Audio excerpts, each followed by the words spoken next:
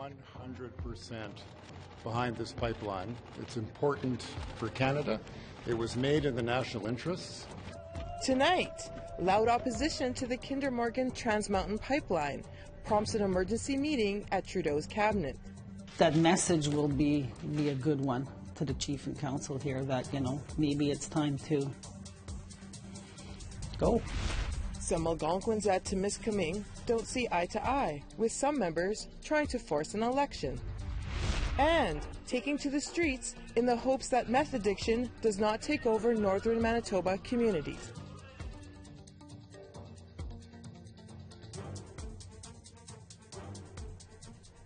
Good evening, I'm Beverly Andrews. Fallout from Kinder Morgan's pipeline announcement continued in Ottawa today. The Prime Minister held an emergency cabinet meeting in response to Kinder Morgan's threat to pull out of the project completely if the May 31st deadline is not met. APTN's Todd Lamoran reports on what the game plan the cabinet has come up with to save this project. The House may be on recess, but cabinet ministers made a special trip to Ottawa to talk pipelines. Natural Resources Minister Jim Carr delivered their strategy to keep the Trans Mountain Pipeline on track. The government is 100% behind this pipeline. It's important for Canada. It was made in the national interests. We believe that this is important for all regions of the country. We stand behind our decision. Protesters showed up again last weekend at the Kinder Morgan terminal in Burnaby, BC. And on Sunday, the energy company said it's suspending work on the project. It gave the federal government until May 31st to prove the pipeline will be able to move forward. There has been talk of either Alberta or the federal government taking over the project. We're prepared to look at many options, and that has not changed. We believe that there are many options that will be of interest for the Government of Canada. We'll examine them all thoroughly. Brian Lee Crowley is managing director of the Ottawa-based Macdonald Laurier Institute. He says British Columbia and the environmental movement are opposing a project already approved by law. That is not, as far as I can see, the position of, say, Aboriginal people. Aboriginal people are asserting their rights under the law and asking for those rights to be recognized. Perfectly in order. That's not what BC and the radical environmentalists do. He also points out that First Nations are divided on the project. There are some First Nations, particularly on the coast, who are opposed to the Kinder Morgan expansion. On the other hand, the last time I looked, Kinder Morgan had negotiated agreements with 51 Aboriginal communities along the pipeline route. The economy is bad for the environment. He's said what his position is. We're now going to see whether he's got the guts to make good on those promises. Gotta go. But today's press conference, all 1 minute and 9 seconds of it, gave no indication whether there is a new plan to go forward. Todd Lamoran, APTN National News, Ottawa. And we would like to hear what you have to say about this or any other story, and here's how to contact us. Send an email to news@aptn.ca, like our APTN National News Facebook page, follow us on Twitter @APTN News, or go to our website, aptnnews.ca. It's a busy month for the Quebec Inquiry. There are hearings in Val-d'Or and community visits happening throughout the province. Micheline Hanishi Napeo from Lac Simon shared the story of her son's death. He died on February 2nd, 2017, and was brought to the Val-d'Or Hospital. He testified about the way she was treated throughout that process and shared the conversation she had with a Montreal coroner about her son's autopsy.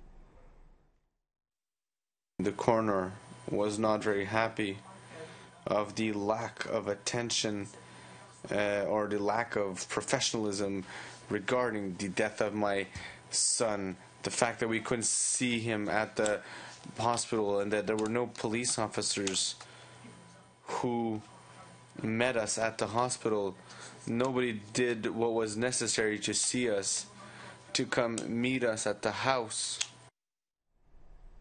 As the city of Yellowknife completes the most expensive infrastructure project to date, a new hospital, Indigenous people are taking to the bush to set up their own healing center. Our reporter Charlotte Morit-Jacobs has more.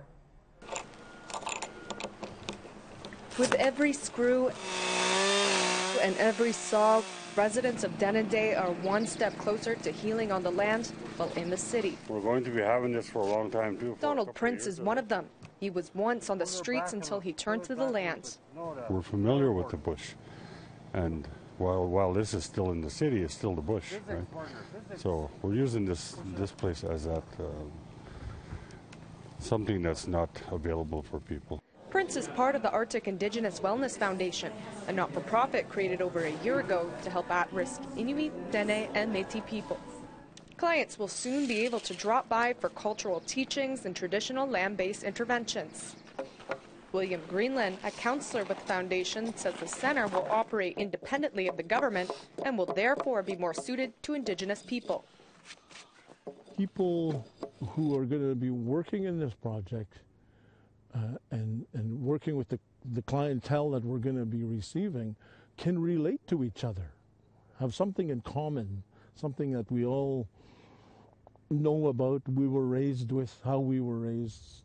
We talk about traditional values. In the NWT, there is no addictions or mental health treatment center. Those in need are sent down south. This is about time something like this in the Northwest Territories, a traditional healing camp like this is coming to our people. Patients who use the facility will have access to wellness with traditional foods, medicines, and spiritual guidance from elders. If you can help a person from their whole being, as opposed to, like, for example, going to counseling, deal with your mental, your emotional. What we're trying to do is look at the physical and the eating habits and a whole bunch of different things. How do you care for your body? The foundation was awarded a $1 million Arctic Inspiration Prize for their vision. But to stretch the funds, all board members are volunteer. If you have knowledge, you have skills. If you know how to help people, or you have stories to share, whatever, bring them down. And that's how we get strong as individuals and as communities. The Arctic Indigenous Wellness Foundation will have its grand opening on April 24th. Charlotte Morit-Jacobs, APTN National News, Yellowknife. About 200 people gathered outside the Manitoba Legislative Building to show support for 30 youth walking to Ottawa. The walkers are fighting against a growing methamphetamine crisis back home in the Island Lake area, 600 kilometers north of Winnipeg. Judy Clausen is the provincial MLA representing the area. She says she made suggestions to Brian Pallister's Conservative government, but he isn't listening. Maureen Woods organized the walk after her daughters and two of her sisters experimented with meth.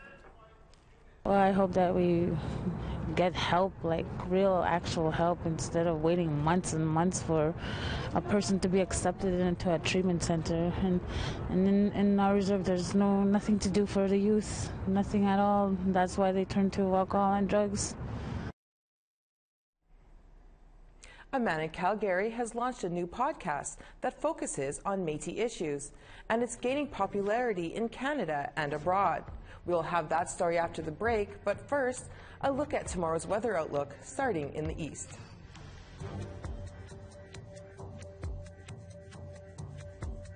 Sunny in the Maritimes, +8 in Fredericton, +7 in Halifax. Some cloud in Inukjuak and -4, sunny and -3 in Cartwright. Cloud and +1 in Chibougamau, more cloud and +8 in Montreal. Cloud and +10 in Sarnia, rain and +6 in Peterborough. 0 and sunny in Sioux Lookout, more sun and +4 in Thunder Bay. Sunny and -17 in Churchill, more sun and -7 in Island Lake. Some flurries in Dauphin and -2, sunny and +1 in Winnipeg. Cloudy and 1 in Regina and Saskatoon, 0 and some cloud in North Battleford. Uranium City is sunny and at -11. In La Ronge, more sun and -3.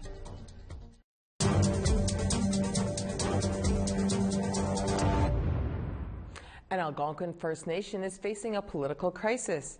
Members of the Timiskaming First Nation are trying to force the Band Council to have an election.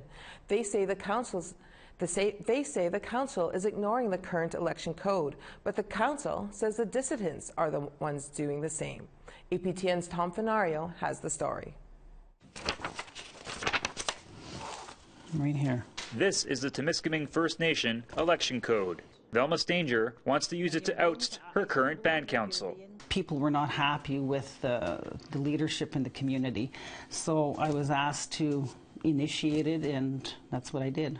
Stanger has 193 signatures on this petition, and according to Section 35 of their election code, that's enough to force a new election. The code says that if 51% of the voters sign, that's enough to go back to the polls. Stanger says her petition has 53%, except there's a problem. There are no records on who voted in the last election, only that 364 ballots were cast. This letter from the electoral officer describes how all records from the last election were destroyed, even though the code states that only ballots should be destroyed. We needed that list in order to visit all the people who voted. Instead, Stanger included a statement in the petition saying that signees swear they voted. But Band Council says that's not enough.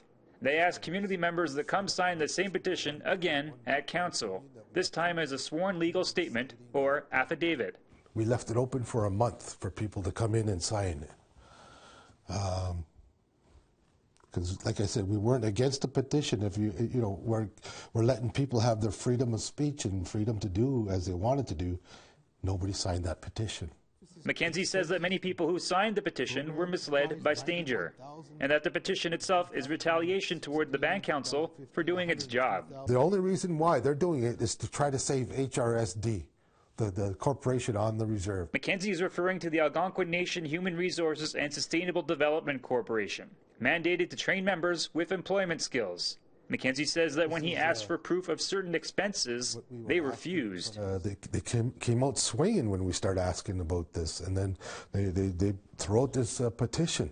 As the director for the corporation, Velma Stanger says the expenses were explained to council and added the petition was born out of community frustration. Conrad Polston is a former chief, and he doesn't like where this council is heading. And my concern about how the impacts on our children and our grandchildren, those are going to be footing the bill for this for the next little while. Polson points to the looming sale of a gas bar as an example. He says there's something fishy about council wanting to buy a gas station from one of its councillors for $350,000, especially when, according to these pictures, the building has a roof that leaks. Polson thinks the money spent buying and fixing the gas station can be better invested. If you do the map, that's, I think we could build a couple of gas stations with that, maybe even a little mall. Mackenzie agrees the station is a fixer-upper, but counters that it's profitable and in a good location. He also adds that Petro-Canada is interested in investing. We're not going to get into a deal unless all the environmental studies are done, feasibility studies, the business plan. If it's not feasible, we're not going to get into it. Nearly a year after they first submitted the petition, Stanger says folks are tired of waiting.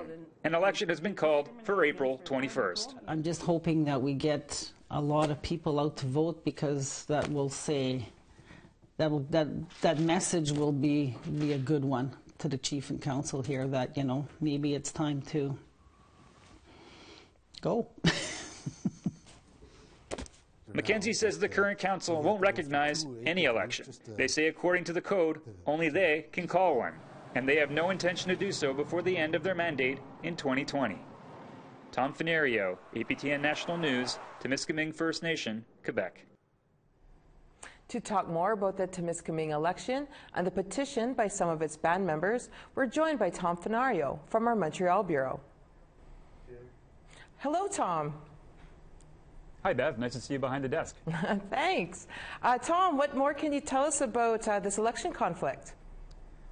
Well, I wasn't there to confirm it with my own eyes, but from what I hear from sources last night, I have my notes here real quick.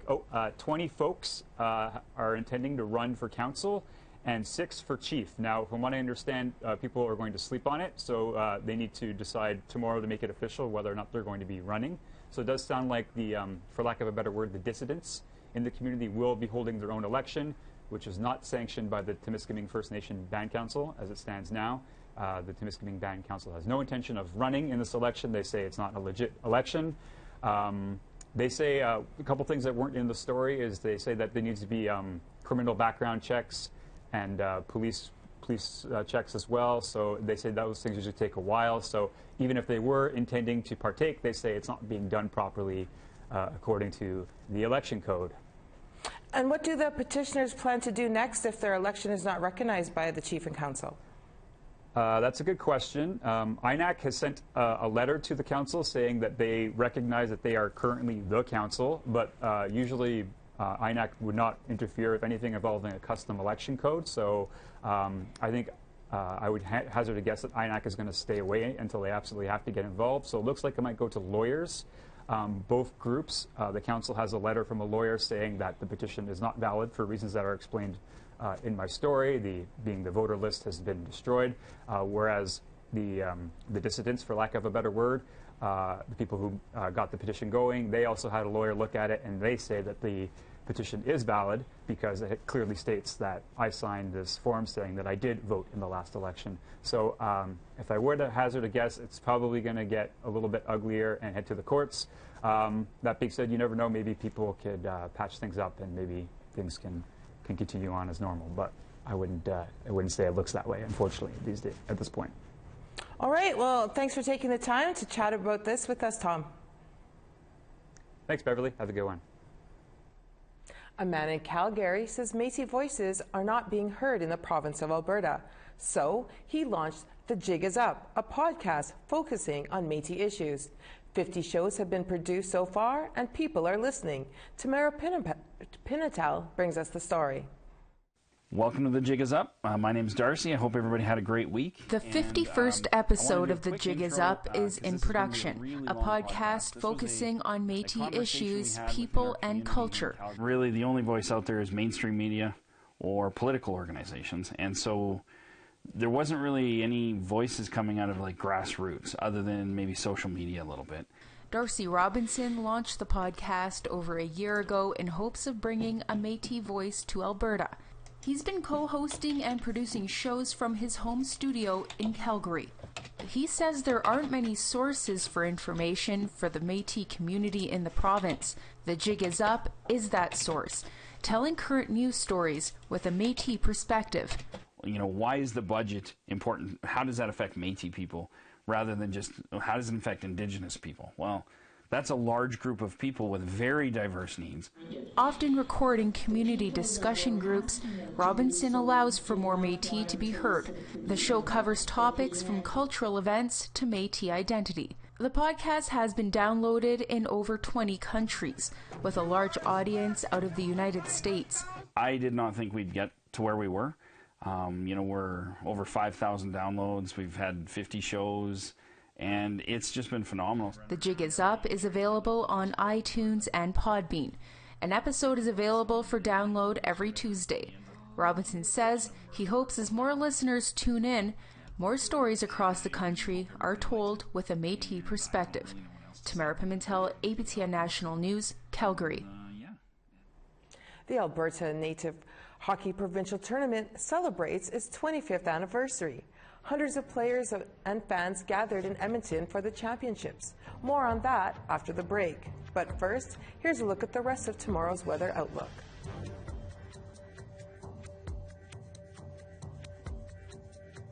Sun and -2 in High Level and Fort McMurray. Cloudy in southern Alberta, +5 in Lethbridge and Medicine Hat. Cloud and +10 in Port Hardy and Campbell River. Vancouver also cloudy, 10 with rain. Cloud in Smithers and +10. Prince George is also 10 with rain. Beaver Creek is 7 with some cloud cover, 0 and cloudy in Watson Lake. Sunny and -9 in Ray Lakes and Fort Resolution. More sun in Fort McPherson and Colville Lake and -7. Repulse Bay is sunny and -24, -17 and more sun in Cambridge Bay. Sun and -21 in Tallyoak and Igulik. Welcome to APTN National News. I'm Dennis Ward. Our top story tonight.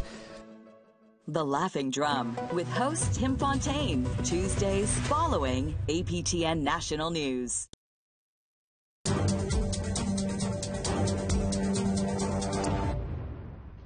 The Alberta Native Hockey Provincials wrapped up in Edmonton, and for a quarter of a century, the tournament has been featured the best of the best in women's and men's hockey. APTN Chris Stewart was there.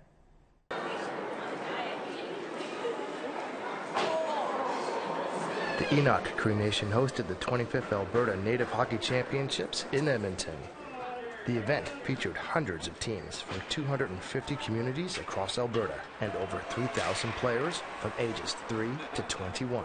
Here at the Terwilliger Arena, hundreds of spectators cheered on the players. 16-year-old Sheena Handel played for the Lac La Biche Icehawks.